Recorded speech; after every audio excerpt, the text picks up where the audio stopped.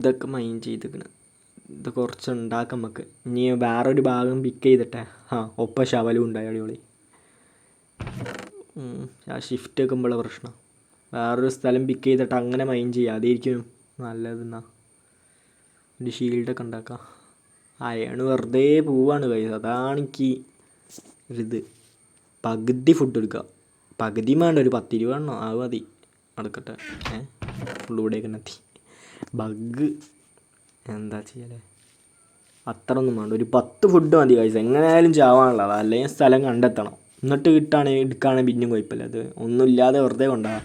Fortress കിട്ടിയാൽ ഉള്ളു. Fight ചെയ്യാൻ പോകുമ്പോൾ തന്നെ ഇഷ്ടംപോലെ ഫുഡ് ആവശ്യമുണ്ടാവും. വേറെ അങ്ങനെ തന്നെ.